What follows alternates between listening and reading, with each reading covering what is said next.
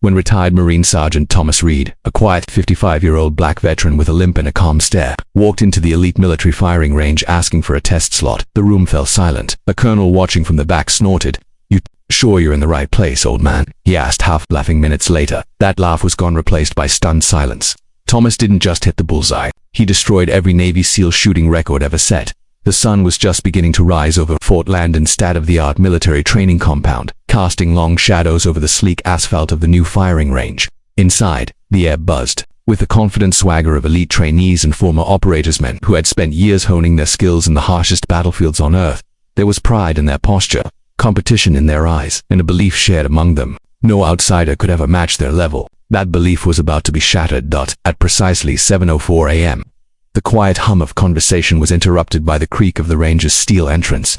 A man stepped in, his silhouette unfamiliar, his presence almost unnoticeable at first glance. He wasn't dressed like the others.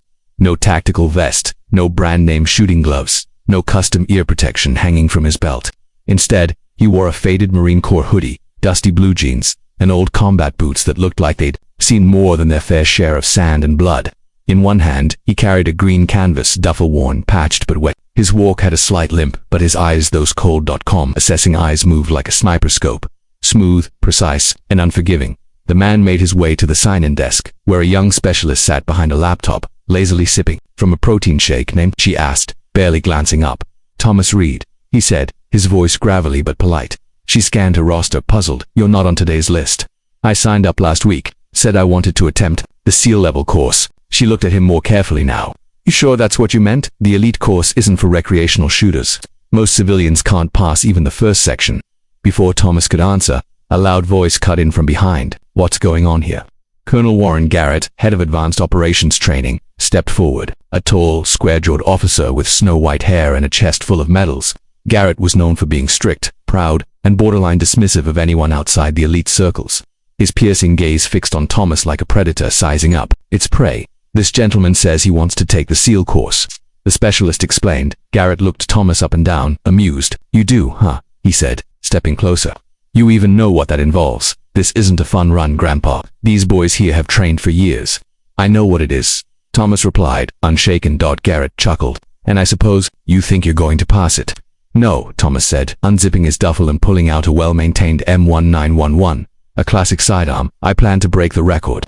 The room went still. Then, a ripple of laughter, not cruel but dismissive, laced with disbelief. A few younger shooters nudged each other, grinning. One of them whispered, "Okay, Rambo," but Thomas didn't flinch. He didn't offer any credentials, didn't mention he had served in classified units or that he had been the last man standing in more firefights than most of them could imagine. He simply looked at the colonel and waited. Garrett, still smirking, shrugged. "You want to embarrass yourself? Fine, give him a slot. Let's see what the old man can do." As Thomas was led to the firing line, whispers buzzed through the room. No one recognized him. No one knew his story. And yet, there was something unsettling in his calm, a kind of stillness you only find in men who have seen death up close and learned not to fear it. At the prep table, Thomas slowly checked his weapon, loaded his mags, and adjusted a pair of simple ear protectors. He wasn't fast, he wasn't flashy, but everything he did was precise, methodical, almost ritualistic. A few younger men scoffed at his old gear. One leaned toward his friend and whispered, "He's probably going to dislocate his shoulder on the second shot." The colonel watched it all with amusement, arms folded, waiting for the inevitable failure. Then, the timer was set. 6 stages, timed, hostile targets, civilian silhouettes, moving threats, long-range steel plates. Every miss added seconds. Every mistake cost you the record. The buzzer sounded. Thomas moved, and in that moment, everything changed. He didn't rush, he flowed. His limp disappeared in motion, his stance solid. Shot after shot rang out, sharp, controlled, confident headshots on moving targets. Perfect. Transitions between cover. Blind reloads executed like clockwork. He moved like a man who didn't just train for war, he had lived in it. The laughter died. The smirks vanished. Even the colonel, stone-faced and silent, leaned forward. By the time Thomas cleared the final target, the range was dead quiet. Not even the tech at the control station breathed. The screen flashed red, then green. 5 minutes, 42 seconds, 100% accuracy. No civilian casualties. No misses. A new record. Thomas calmly unloaded his weapon, packed it back into his duffel, and turned to leave. As he walked past the stunned faces, he paused only once at the colonel's side. "Why didn't I try SEAL training?" he said, his voice low. "Because I was the guy they called when SEALs needed saving." Then he walked out, leaving silence behind him, broken only by the sound of history rewriting itself. The story of what happened that morning spread through Fort Landon like wildfire.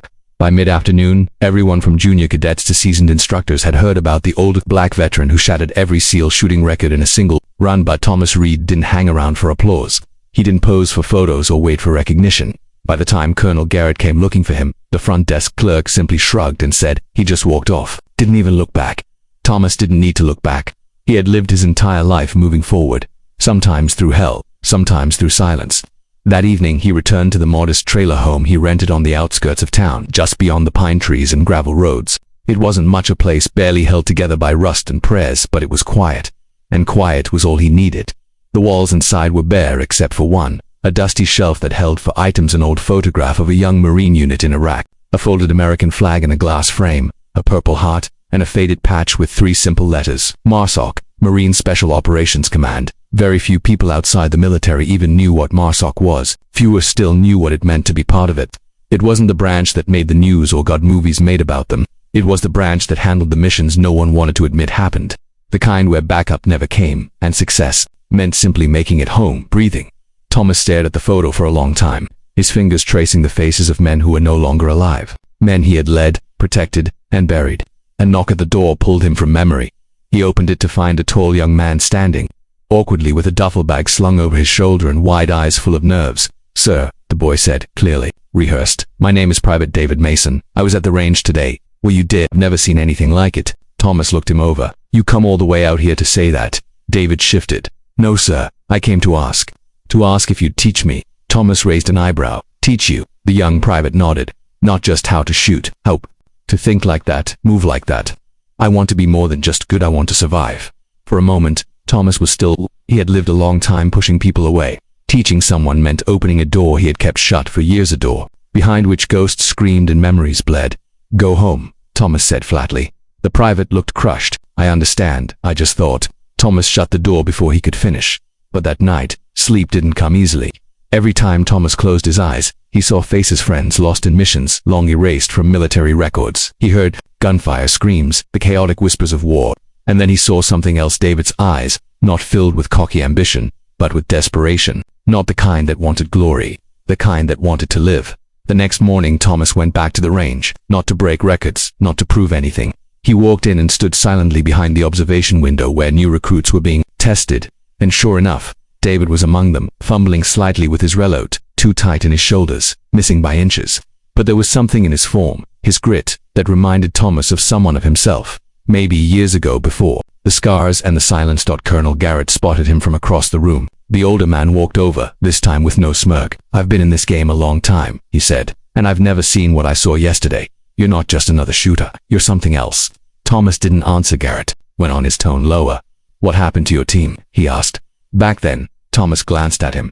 "They died because someone made a decision from behind a desk. We were written off before we even reached the extraction point." Garrett nodded, surprisingly respectful. "And yet here you are." "I don't train killers," Thomas said after a moment. "No," Garrett replied, "but you can train survivors." Thomas turned and looked through the glass again. David had just missed another target. The instructor barked at him, but the young private adjusted, steadied himself, and tried again. That grit again, that refusal to quit. It wasn't polish, it wasn't technique, it was something deeper. "Tell the kid to meet me at dawn," Thomas said quietly. Garrett gave a faint smile. "I'll let him know." And just like that, a man who thought his days of purpose were long over felt the first spark of something, returning, not duty, not revenge, but perhaps redemption. As he walked back into the light of the rising sun, Thomas Reed didn't know what would come of this new chapter. But for the first time in years he wasn't walking alone. The next morning, as the sky blushed with the first hints of dawn, the air was thick with stillness, cool, quiet, heavy with the weight of unspoken expectation. Thomas Reed stood alone at the edge of an abandoned quarry just outside of town, the same place he had trained himself for the last 10 years. He hadn't told David why he chose this place, but there was a reason. It wasn't controlled.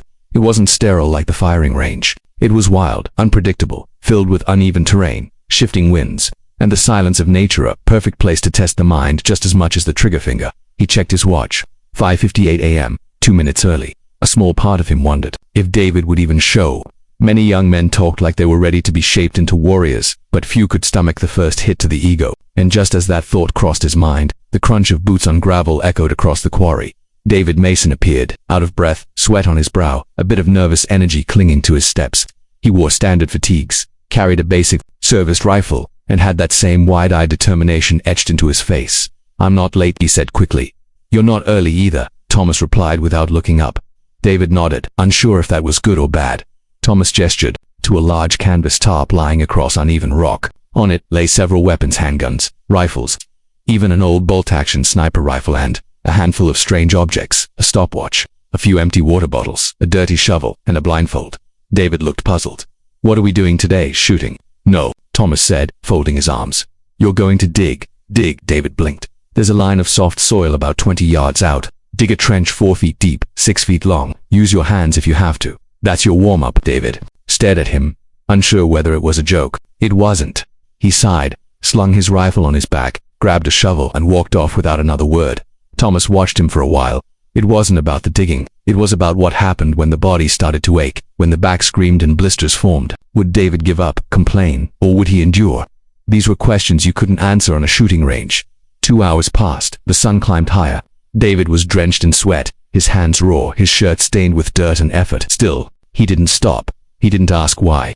When he was finally done, he stood by the trench, breathing hard, waiting now. "Bury it," Thomas called out.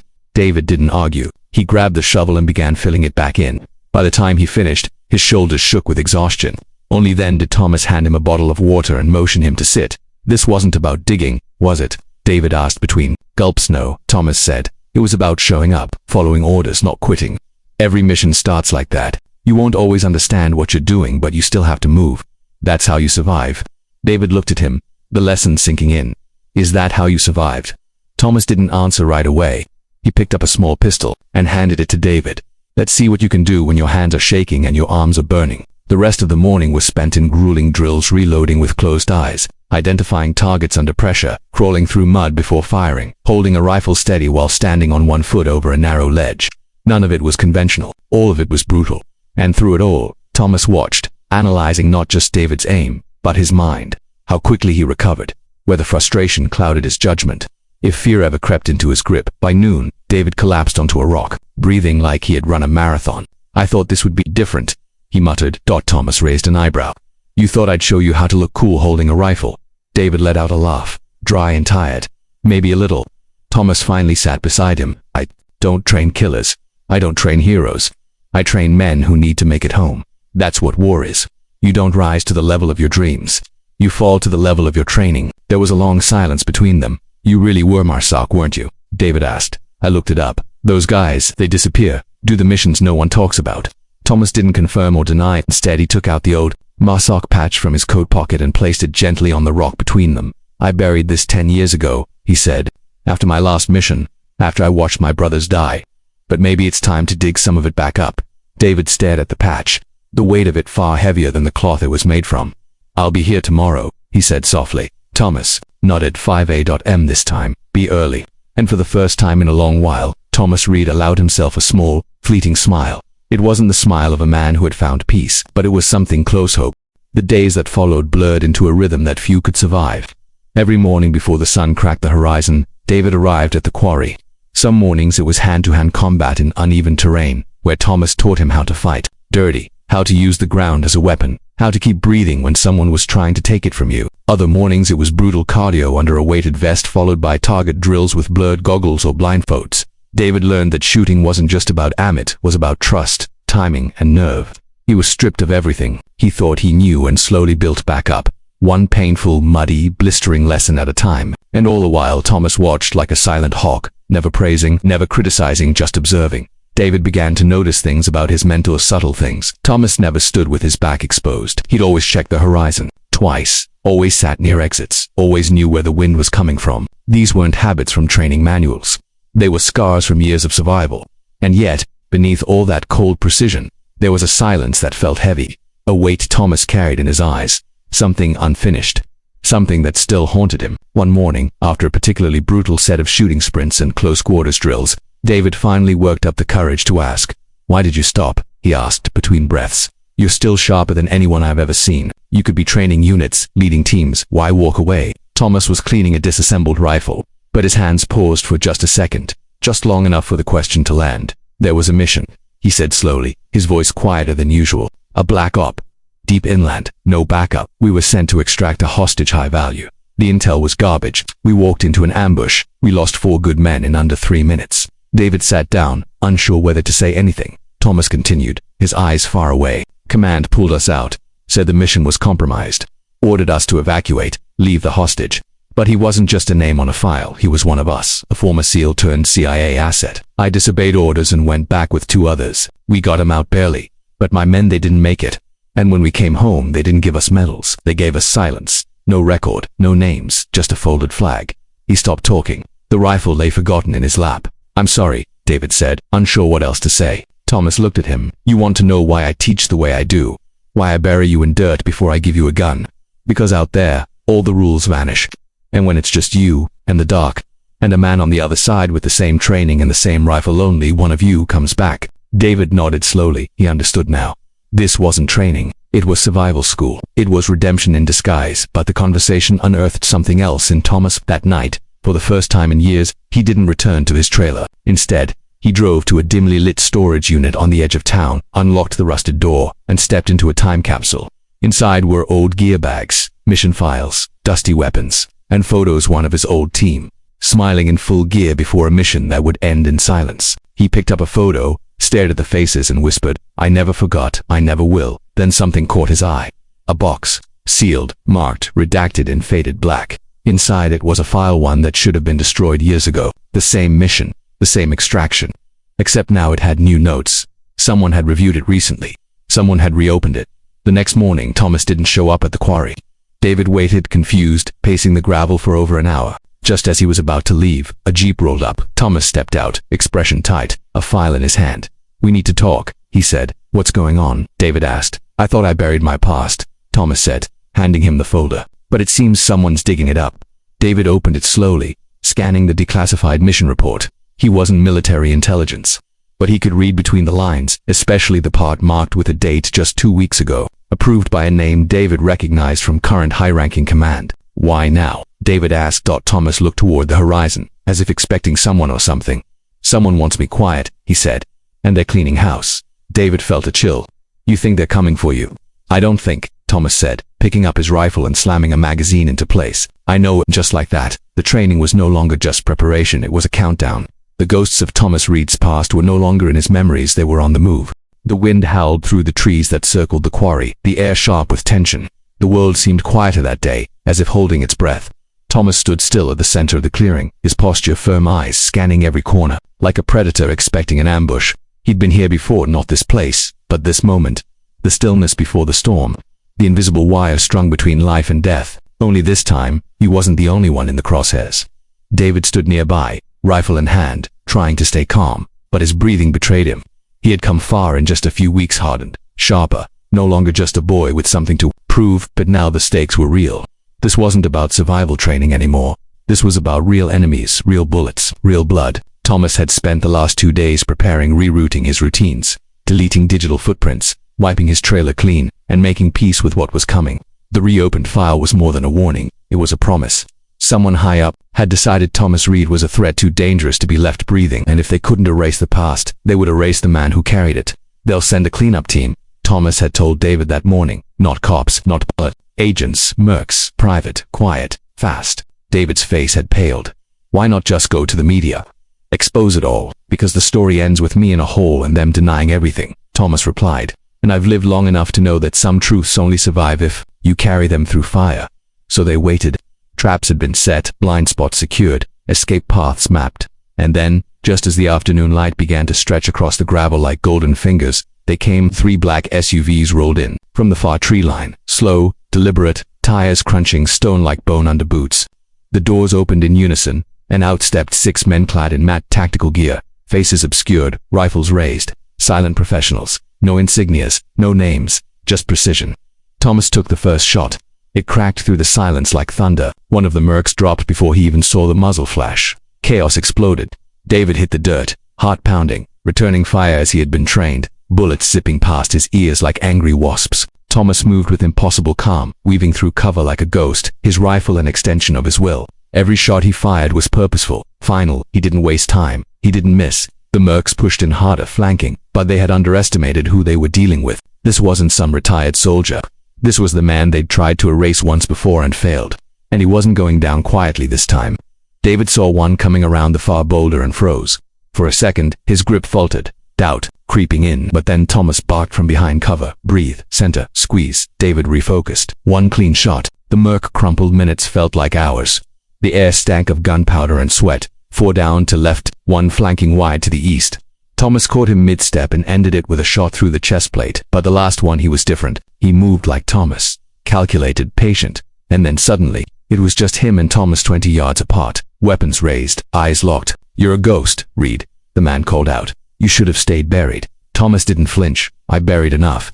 Time someone else joined them. They fired almost at the same time. 2 cracks rang out like thunder clapping. Across the trees, the merc fell hard. Neck shot. Clean. Thomas stumbled back, hit in the side. David ran to him, eyes wide with panic. "You're hit." Thomas gritted his teeth, pressing a hand to his ribs. Blood, but not gushing. "It's a graze. Seen worse from broken glass." He tried to stand, but David helped him to his feet.